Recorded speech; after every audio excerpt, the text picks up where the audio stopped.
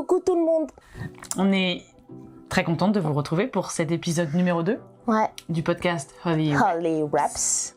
Bienvenue.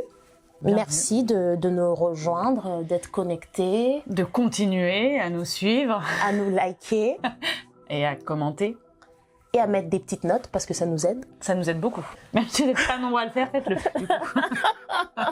Pour cet épisode 2, on a décidé de travailler sur la pudeur et de se questionner sur l'intime dans un monde, dans ce monde d'exposition en tout cas. Et c'est suite au sondage qu'on avait fait sur notre page Instagram Holy Reps. N'hésitez pas à aller vous abonner si vous n'êtes toujours pas abonné. Exactement. Voilà, on vous avait laissé le choix entre deux thématiques et... Je me souviens pas du tout de l'autre option. Moi non plus. Mais en tout cas, vous avez choisi la pudeur.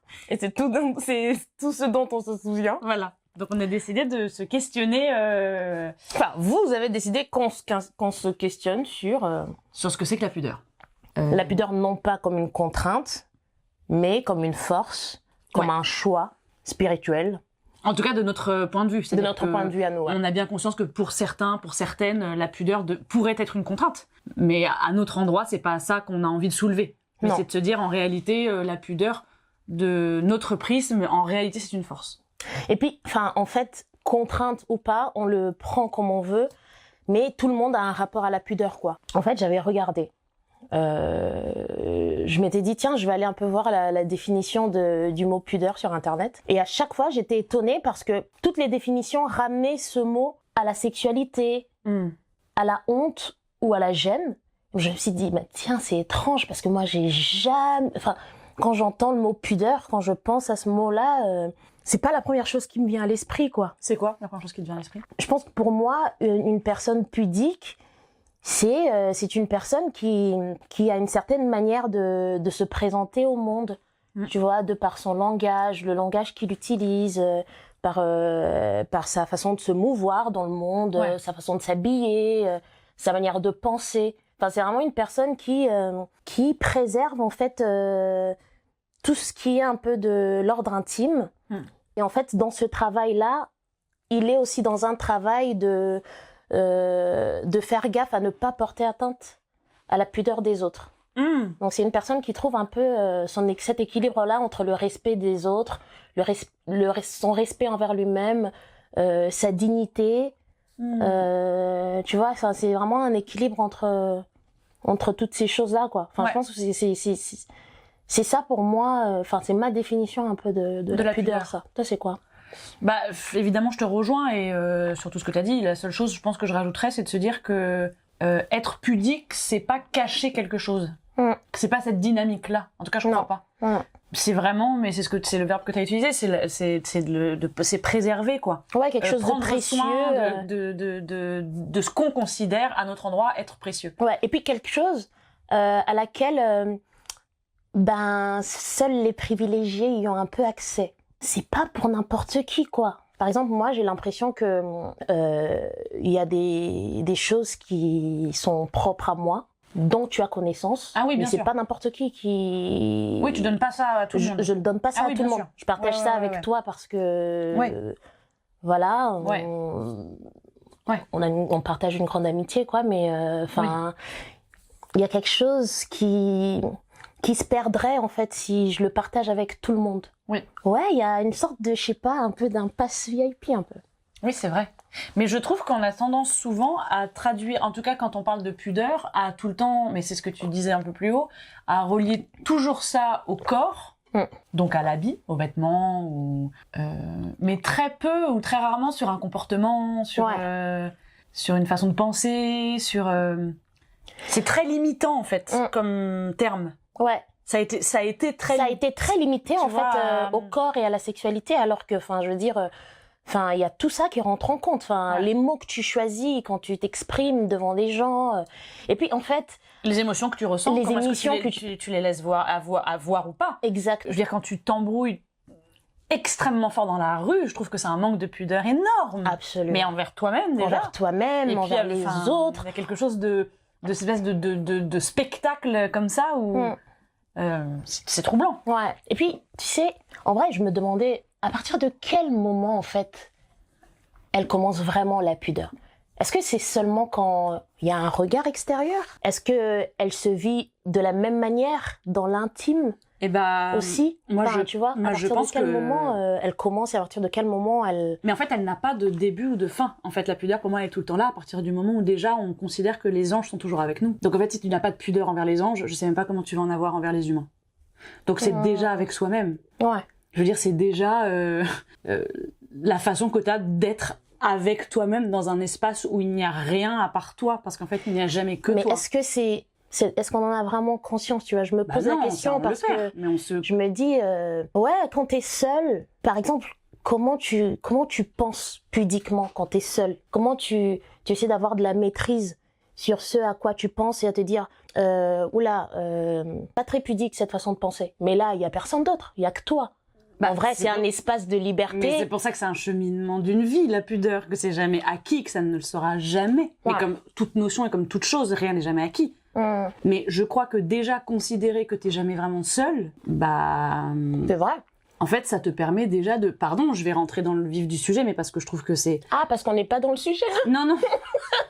Mais juste non, parce qu'en fait, là, ça va vraiment commencer, en fait. Non, mais parce qu'un jour, j'assiste à un prêche, et où l'imam parle de ça, et je me dis, en fait, que c'est hyper important de le nommer. Il parle de la masturbation. Et il dit, vous, jeunes garçons, vous, jeunes filles, lorsque vous vous masturbez, dans votre chambre et que vous vous pensez seul, t'es pas seul. Ah non, t'es pas seul. Donc, en fait... Ça commence déjà à cet endroit-là, de te dire, en fait, qu'est-ce que je suis en train de conscientiser déjà. Alors, ça veut pas dire d'interdire tout enfin, j'ai pas du tout envie de rentrer dans ce débat-là.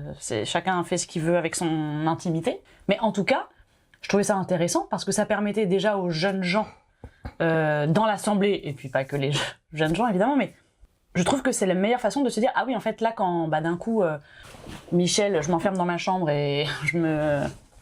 Michel. Oui, je sais pas pourquoi Michel, mais bon voilà, je fais ce que j'ai à faire. En fait, je viens d'effectuer une chose en regardant des images, parce que c'est surtout ça le problème, c'est que c'est pas une masturbation...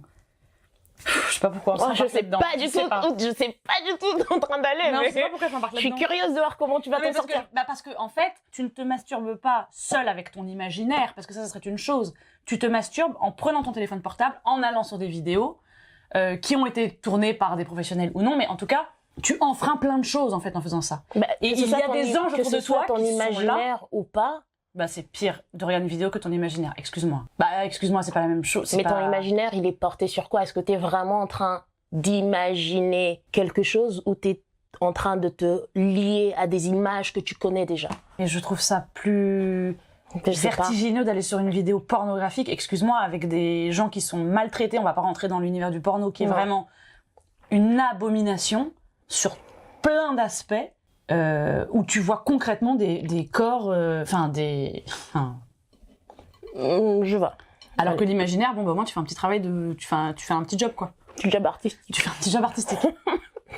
Non mais bon, tout ça pour dire... Choisis le décor. Non mais on se perd un peu, mais c'est pour dire quand même que lorsque t'es en train de faire cet acte, il y a tes deux anges qui sont là, quoi, et qui voient cette chose-là. Puis il y a Dieu. Donc c'est comme aller aux toilettes, on dit aux enfants, ne parlez pas aux toilettes, on leur explique pas pourquoi. À partir du moment où tu ouvres ta bouche, tes anges ils sont là pour noter ce que tu as dit. Là, nos anges ils sont en train de noter tout ce qu'on est en train de dire. Donc parler sans science, on va le payer. Donc en fait, ils sont là, ils sont en train de décrire tout ce qu'on dit. Donc quand tu vas faire avec tes besoins aux toilettes et que tu parles, les anges ils sont là. Mais préserve les anges de tes toilettes, c'est de ce que tu fais dedans, c'est sale. Et de la pudeur envers ces anges-là, tu vas pas leur faire respirer ces odeurs. Parce que quand tu parles, c'est comme si tu les activais. Non mais ils sont là, Parce qu'ils sont là tout le temps. Ils sont là tout le temps, mais je veux dire... Donc en fait, il faut que tu fasses gaffe à ce que tu dis tout le temps. Bien sûr. Que ce soit les toilettes ou pas. La pudeur, c'est ça aussi, c'est de se dire je me re-questionne sur tout ce que je vais dire, parce qu'on va rendre des comptes sur tout ce qu'on a dit. Mais excuse-moi, mais j'ai l'impression quand même... Enfin, il y a quand même une autre dimension où, en fait, c'est pas forcément, tu le conscientises pas forcément assez vite parce que, en fait, il y a des anges, mais en même temps, on est dans l'invisible, là. Donc, comment t'arrives à rester dans ce travail-là de te dire, en fait, quand je suis seule, ce travail-là sur ma pudeur, elle continue. C'est pas juste parce qu'il y a un regard extérieur. Oui. C'est ça. C'est tout.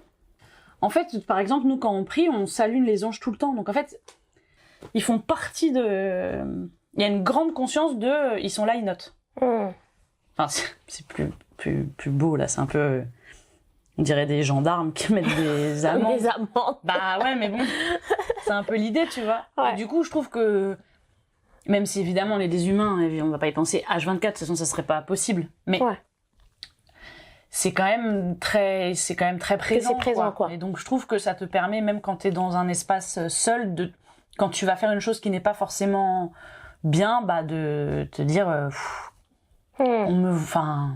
je suis vue là dans ce que je vais faire. Ouais. Donc je le fais en conscience. Ok. C'est pas bien, je le fais en conscience. Mais moi, c'est juste une question en fait que je me pose et je me le pose à moi-même aussi, tu vois. Je me dis, en fait, parce que tout à l'heure, on parlait de ce travail-là, cette attention-là à la pudeur. En fait, j'ai l'impression que chez moi, la pudeur, c'est tellement quelque chose qui est intégré, tu vois, et qui a été façonné dès l'enfance. Par l'éducation que j'ai reçue, l'éducation chrétienne que j'ai reçue, par l'environnement dans lequel j'ai grandi, parce que j'ai grandi à Kinshasa jusqu'à mes 19 ans. Donc il y a quand même un autre rapport à la pudeur en Afrique qui est complètement différent du rapport à la pudeur en Occident. Ouais. Elle s'est façonnée à sa manière et il y a des choses qui sont complètement intégrées, qui bougent pas, qui sont vraiment des socles, quoi. Et en même temps, il y a aussi des aspects de ma pudeur qui bougent parce qu'en fait, je suis plus à Kinshasa, en fait. Je suis plus en Afrique. Ouais. Je vis en France maintenant, dans une toute autre culture et qui fait que, en fait, ça bouge et des fois, je vois un peu... les lignes de ce rapport à la pudeur bouger, quoi. Il y a des moments où... parce qu'aussi, je pense que l'environnement a quand même un impact sur cette chose-là. Je le rapproche aussi à ce à quoi mon regard a l'habitude maintenant. Tu vois parce que l'habitude crée une sorte de normalité de la chose. Il y a beaucoup de choses qui, quand je suis arrivée en France... ça me choquait, tu vois. À force de les voir. Comme quoi? Quand je suis arrivée et que l'été, je voyais les shorts, là, ici, là. Je me disais, mais... ça me choquait, quoi, tu vois. Maintenant, ça me choque plus. Oui. Parce que mon regard s'est habitué. Je me dis, c'est comme ça, c'est les Occidentaux et tout, machin... Mais tu vois, par exemple, ça choque mon rapport à la pudeur. Et en même temps, je me dis, mais en fait, il y a tellement d'autres formes de pudeur et en fait, chacun la vit à sa manière. Oui. Mais par exemple, la pudeur que j'ai découvert en France par rapport à ce que tu possèdes, par rapport à de l'argent et tout ça, dans la culture française, c'est que tu le montres pas, ta richesse. Tu la caches. Enfin, il y a quelque chose de... on parle pas d'argent, impôt ou pas. Je veux dire, quand même dans l'éducation, la plupart de mes amis, je suis là, mais... Genre, ils m'invitent chez leurs parents et je me dis, mais t'es quelqu'un, en fait pourquoi je sais pas? Mais parce que là où j'ai grandi, quand t'es riche, tu le montres. Tu le mets sur la table, t'es en mode, faut que tout le monde sache, t'as aucune pudeur. Carrément, on te chante, on écrit des chansons à ton effigie, tu vois. C'est vraiment deux rapports à la pudeur qui n'ont rien à voir, tu vois. Et en fait, je me dis, ah tiens, il y a un peu à prendre là aussi. Ouais. Tu vois, ça a complètement façonné mon rapport à l'argent et à ce que je montre. Même si parfois le Congo il revient. Ouais. Parfois je sens qu'il y a le Congo qui veut quand même que je fasse parler l'argent, tu vois. Je dis, hey, il est là. Guette le sac. Guette les bijoux, tu vois. Ouais. Mais tu vois, ce rapport-là à la pudeur en France, tu vois, il y en a d'autres, mais je prends cet exemple-là. Ouais. Je me dis en fait, tu peux trouver un équilibre en fait dans tout ça. Complètement. Et puis c'est aussi, ça part beaucoup de l'intention que tu mets derrière. Tu vois. En arabe.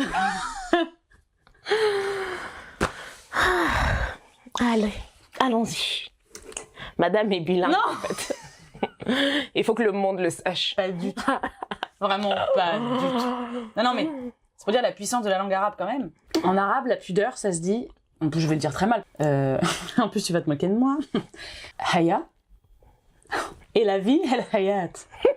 C'est-à-dire que c'est la... À la fin, elle est insupportable. Attends. C'est pas du tout ça. Si, c'est ça. Le premier mot, tu l'as un peu... Non, c'est bon, laisse-moi tranquille. En Allez. tout cas, c'est la même étymologie.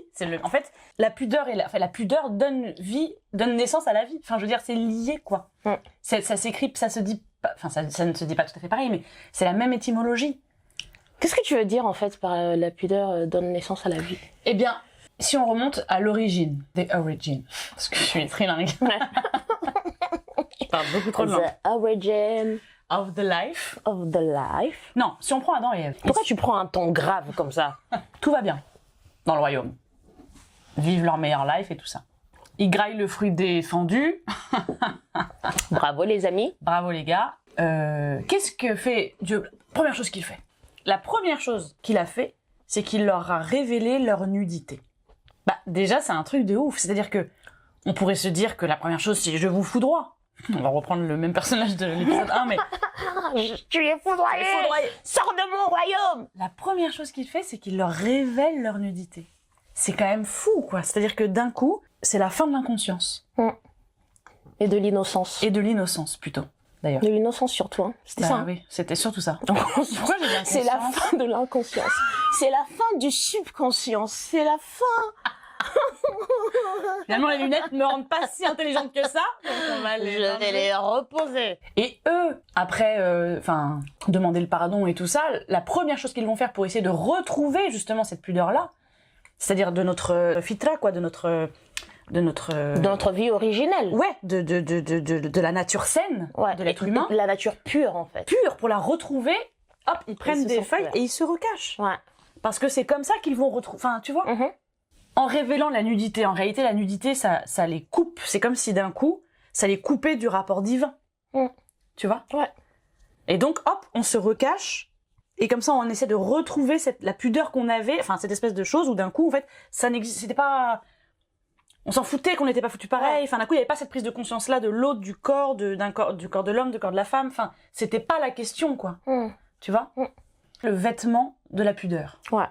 Donc, soit tu le comprends au premier degré en te disant le vêtement, c'est un vêtement, soit tu vas un peu plus loin en te disant que en réalité, le vêtement qu'on porte là, c'est un vêtement matériel, donc c'est fait pour protéger notre corps de façon concrète, du regard des gens, des intempéries, de la chaleur, de la pluie, enfin bon, voilà, les intempéries, quoi.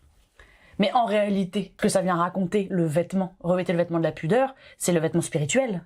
Donc en fait, c'est pour la protection de l'âme. Ouais. Dans le livre des Éphésiens, c'est que ça dit revêtez-vous de toutes les armes de Dieu. Et ça énumère à un moment que dans ces armes, en fait, il y a la foi, il y a la justice, il y a l'évangile, enfin les textes, la paix, il y a les prières, il y a tout ça, en fait, c'est en fait se vêtir de toutes ces choses-là pour pouvoir aller dans le monde et en fait combattre aussi le monde, parce que le monde, il est tenu par d'autres forces que juste les forces de Dieu et les anges. Et ouais. À côté, il y a toutes les ruses du diable, tu vois. Bien sûr.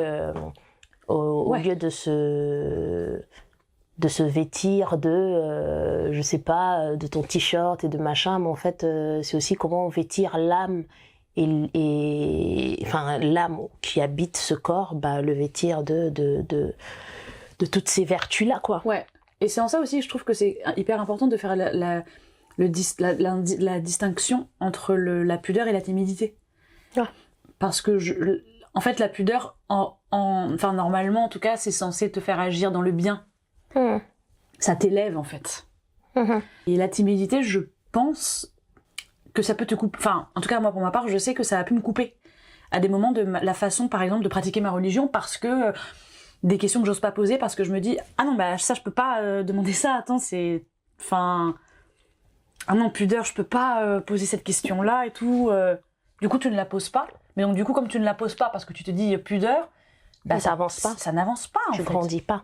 Alors que, en fait, ça n'a absolument rien à voir et qu'il y a des choses où vraiment, c'est de l'ordre de la timidité, ça appartient à la timidité. Et la timidité, ça se travaille. Moi, je suis une grande timide. J'ai quand même fait vachement des efforts. Je sais. J'ai été tout le temps entre la pudeur, une grande pudeur, et la timidité. Et tu d'ailleurs, confondais même les deux. et je en fait. confondais les deux. Et justement, du coup, ça me permet de faire le parallèle avec le sport, parce que j'ai toujours été, de par ma timidité, mais aussi la pudeur qu'on m'a enseignée, enfin, qu'on m'a apprise, qu'on m'a transmise, j'ai toujours été dans la façon, par exemple, de m'habiller, de me vêtir, plutôt discrète. C'est très rare que je mette du rouge, je suis quand même souvent en noir, à ton grand désespoir. Il a fallu qu'elle trouve une amie congolaise quand même Voilà. pour amener un peu de peps Je suis souvent... dans cet accoutrement. Voilà, c'était souvent Mercredi Adams, quoi. La jupe la plus courte que j'ai, je pense qu'elle arrive au milieu du genou. Enfin, j'ai toujours été quand même très... Vouloir disparaître. à vouloir disparaître, ce qui est complètement antinomique avec notre métier. Vraiment, moins on me voit, mieux je me porte. Si je peux être invisible dans la rue, ça me va parfaitement. Donc des grands manteaux et tout ça, machin. Il y a cette chose très forte chez moi qui est de... en fait, faut pas faire de vagues. En fait, il n'y a pas de raison qu'on te voit. Enfin, il n'y a pas de raison de... Soyons tous un peu discrets. Enfin, tout ça se mélange, mais avec surtout un grand manque de confiance. Mais ça, c'est encore... Oui, parce qu'il y a d'autres sujets quand même qui rentrent en compte. Voilà. C'est pas que de la Non. timidité, quoi. Non. Ça, ce sera pour d'autres épisodes. Ça sera pour d'autres épisodes. Mais en tout cas, d'un coup, quand je commence le sport, je me rappelle les premières fois, j'y vais avec mon gros jogos, mon gros truc et tout ça. Et je suis là, machin. Mais en fait, ça me motive pas. Enfin, je me regarde dans le miroir, déjà que de base, moi et mon reflet, on n'est pas les meilleurs amis du monde. Bah là, en plus, accoutrumé. Waouh, plus parler. Accoutrumé. Qu'est-ce que tu veux dire, en fait? Habillé. Accoutumé. Habillé, chérie. Habillé. Je me vois habillée comme ça, je me dis, waouh. Et puis, je regarde des vidéos et tout ça, et des nanas qui disent, franchement, les filles, pour aller à la salle, mettez-vous en mode. Franchement, ça va vous motiver. Et je me suis dit, ah bon, et tout, je vais tester. Je me suis acheté un leggings et tout ça. Non, c'est toi qui m'avais donné le leggings Adidas, tu te rappelles? Que j'ai gardé. Oh, le leggings Adidas, ça, c'est il y a longtemps, chérie. Hein. C'est même bien pas... sûr. Mais bien sûr. À cette époque-là, on s'est pas du tout lancé dans le sport. Hein. Non, mais je te dis juste que j'ai récupéré ce leggings-là, et je suis allée à la salle avec. Ouais. Alors qu'avant, j'allais avec des gros trucs. Je vais à la salle comme ça, et je me dis, bah, c'est vrai et tout, je me sens dans une ambiance un peu plus sport et tout, j'aime bien. Et au fur et à mesure, bah, je suis en leggings, je suis en brassière et tout ça. Et en fait, je me retrouve à être dans un accoutrement. Mais putain, mais pourquoi je veux dire... Accoutrement. Dans un accoutrement qui est même très loin de comme je m'habille dans la vie. Mais là, à la salle, je sais pas, il y a un truc où ça m'enjaille, quoi. Bah, parce que moi, je te rejoins aussi là-dessus, parce que en fait, quand je suis à la salle, en fait, ce qui s'est passé, c'est qu'au début, j'arrive à la salle, un peu, bon, je suis pas en mode gros jogging, Non. Je fais pas du sport avec ma doudoune, mais Non, mais toi et moi, déjà, dans l'avion, c'est pas pareil, hein. chérie, on s'habille un peu pareil, hein. On a pas mal de vêtements en commun. Hein. Je Non, sais mais pas ce que tu d'accord. essaies de dire, c'est que t'as presque les mêmes jeans que C'est moi. vrai que là, on est un peu habillés pareil. T'as les mêmes, on aime les mêmes. On aime les mêmes choses, mais tu vas plus facilement mettre un décolleté ou un truc que moi. T'es plus à l'aise avec ça te pose moins de problèmes. Je mets des décolletés, moi. Je mets des débardeurs, tu veux dire. Mais en tout cas, quand je te pense, Quand je te pense. quand je pense à toi, je te vois nue, non pas du tout. Déambulant dans les rues. De Paris, telle une Non, dévergondée. pas du tout, mais c'est vrai que je me dis, si je pense à toi, je t'imagine plus, ok quoi. Alors que moi, je m'imagine genre vraiment, Ouais. genre, enfin tu vois, Ouais, tu vois ce que je veux dire? ouais. Mais après, enfin, je trouve que ça dépend quand même. Parce que la plupart du temps, on est quand même, en fait, habillés tout le temps un peu pareil. Oui, En fait. c'est vrai.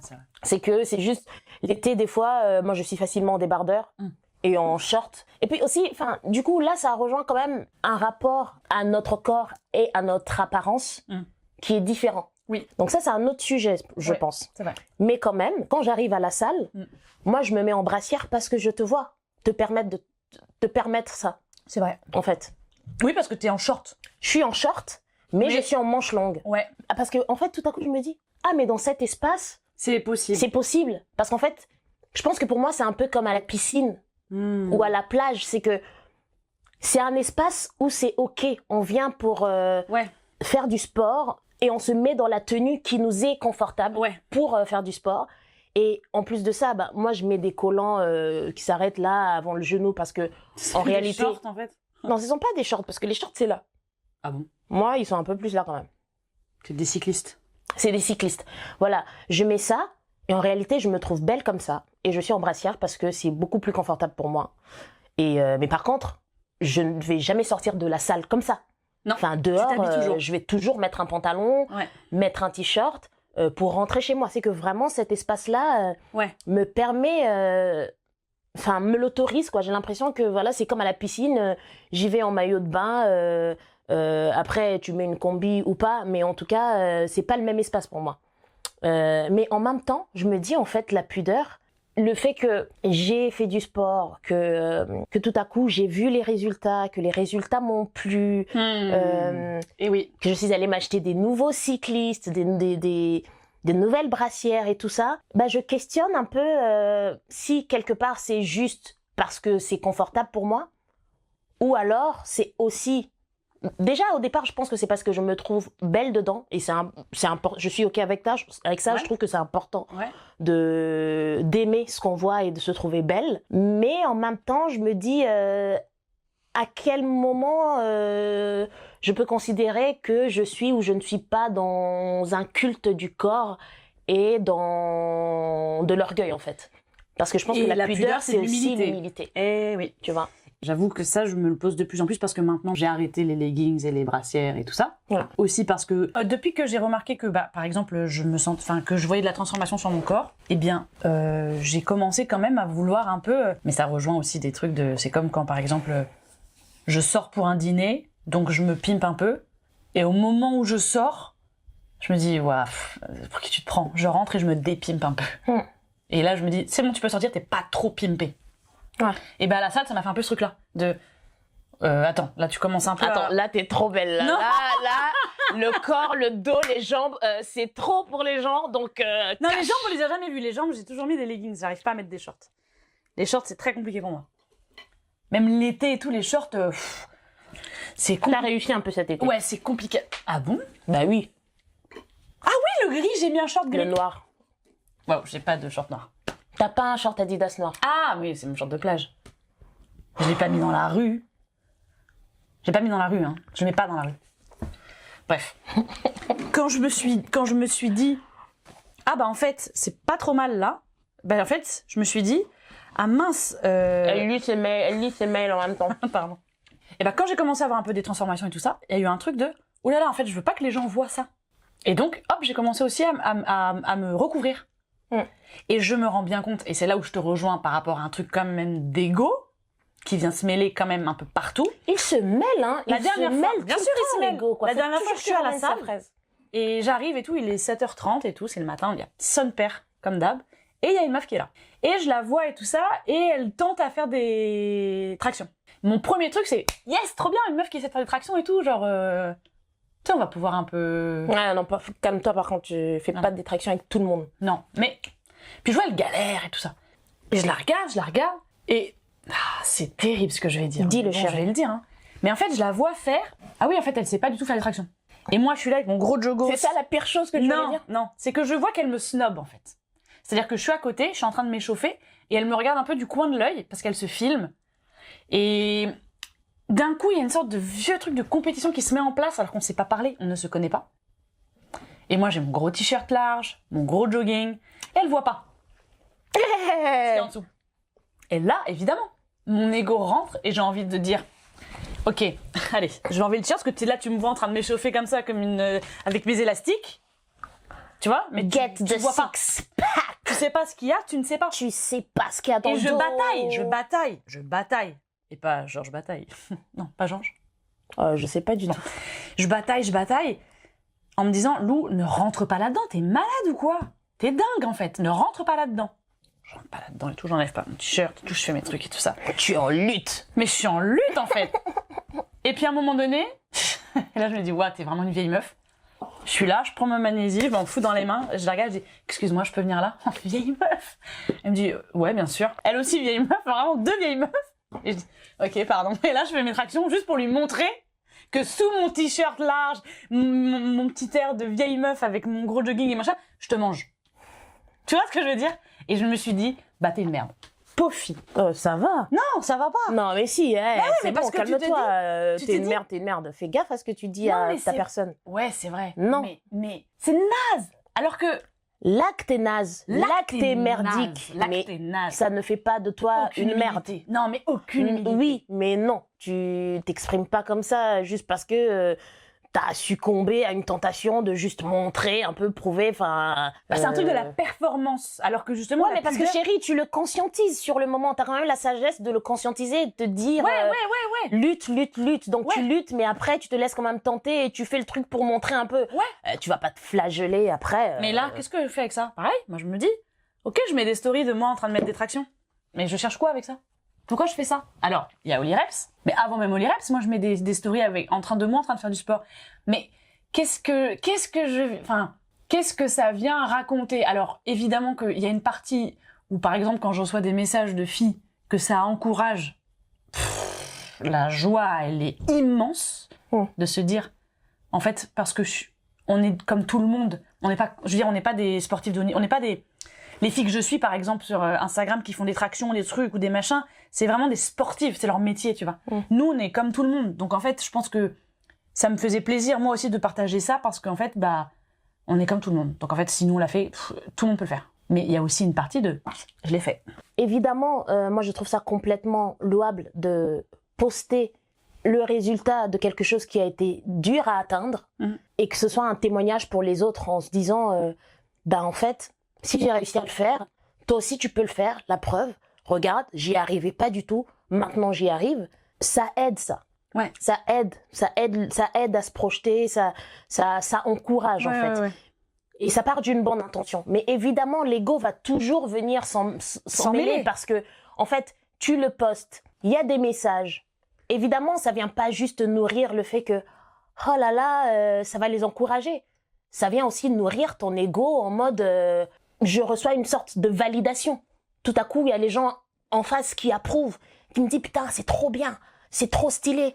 Et en fait, ça vient nourrir ton orgueil. Et en vrai, ça te ramène des sortes de louanges à toi, alors que ton corps ne t'appartient pas. Il appartient à Dieu. Ouais. Donc, comment toi, à ce moment-là, t'arrives à te dire, ouais, je suis contente, Dieu soit loué. Parce qu'en vrai, ça part d'une bonne intention. Enfin, moi, ça m'a beaucoup aidé, les filles que je voyais sur Internet. Hein. Ça m'a beaucoup aidé à me projeter et tout ça.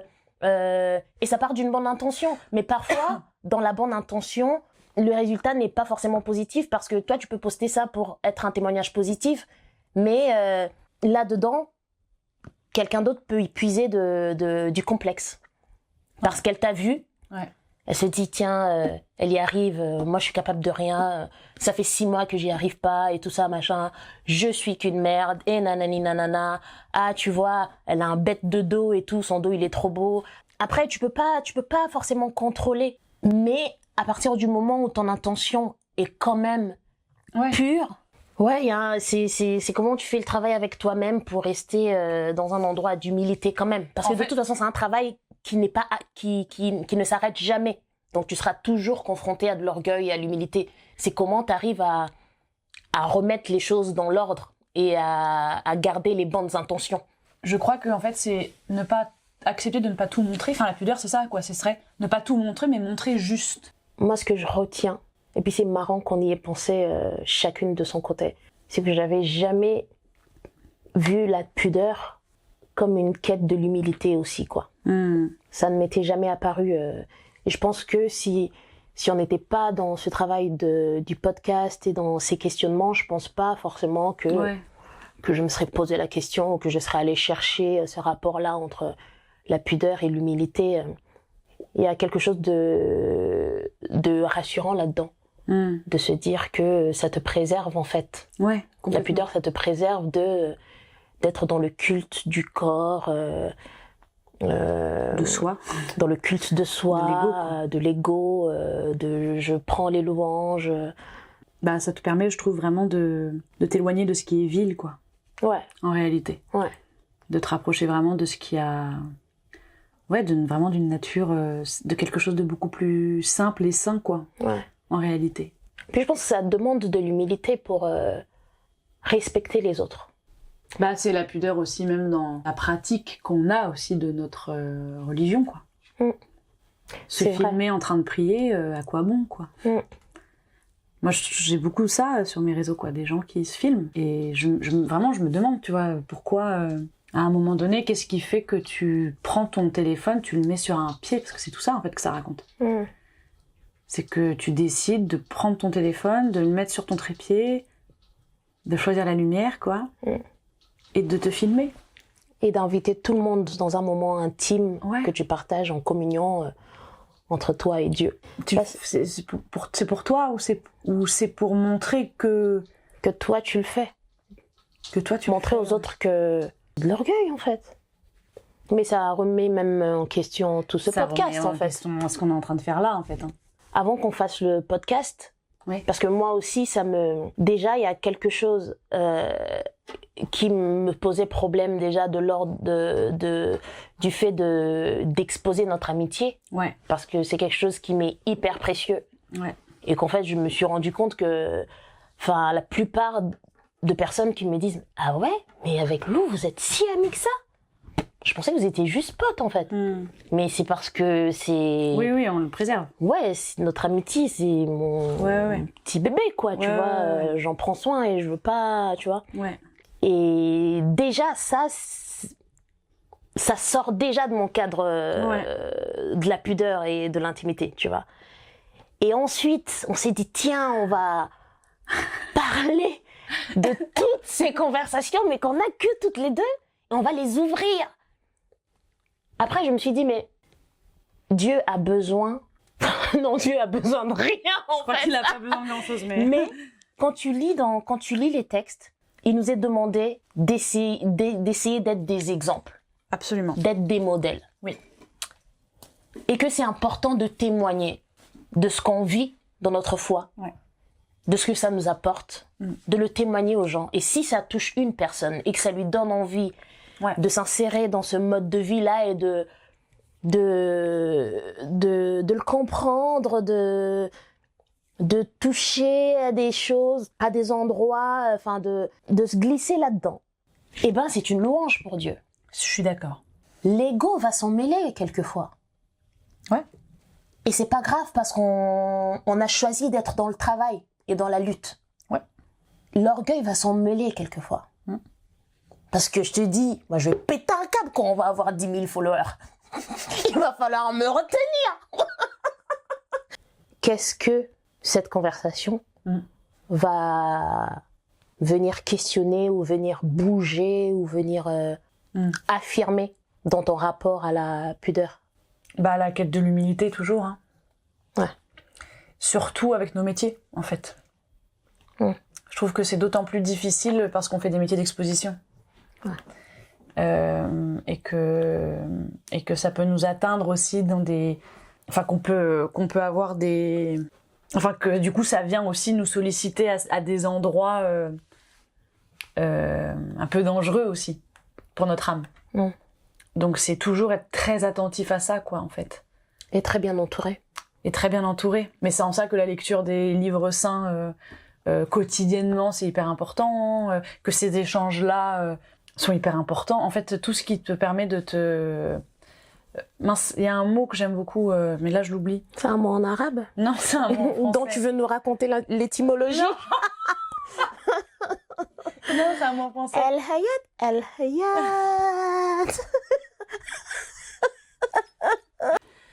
Entendre des choses, parler, avoir des discussions qui te permettent de te... transcender. Non, même il y a quelqu'un qui nous l'a dit pour le podcast, incroyable. Il y a vraiment quelqu'un qui nous a dit là? Ouais, bien sûr. Une nièce. Une de mes nièces? Ouais. Putain, non. Je suis fière de mes nièces quand même. Ouais, tu peux. Elles utilisent des mots que nous, on ne trouve pas. Mais si, on le connaît, on l'utilise. Je l'espère quand même. Ça te... Ah mince, parce qu'il est parfait pour ce que je veux dire. Ça te... Tu sais, toi, c'est ça ton problème. Les mots de la fin, c'est toujours le vide. C'est toujours l'absence. Moi, je sais pas terminer. Je sais pas terminer. C'est pas terminé. Parce que c'est jamais terminé, en fait. C'est jamais terminé, je Parce crois. qu'ils vont nous retrouver déjà mercredi. Et ils pourront commenter. Ils pourront liker. Ils pourront partager. Non, mais ce que je veux dire, c'est que c'est pas fini parce que nous, on est dans la continuité. On a envie que cette conversation ne soit jamais... que cette conversation soit sans fin. Exactement. Parce qu'en fait, au-delà d'une conversation... Édifie, ça édifie. Wow. J'ai eu une épiphanie. J'ai vu ça. Je l'avais pas du tout le mot. Ça édifie. Lire des textes saints, avoir ces discussions, tout ça, ça nous édifie. Et je pense que ça nous permet toujours de garder le cap, quoi. Ouais, liker, commenter, partager, quoi. Et merci d'être avec nous, de nous écouter. Voilà, et on est ravis de partager tout ça avec vous. C'est tout. C'est tout.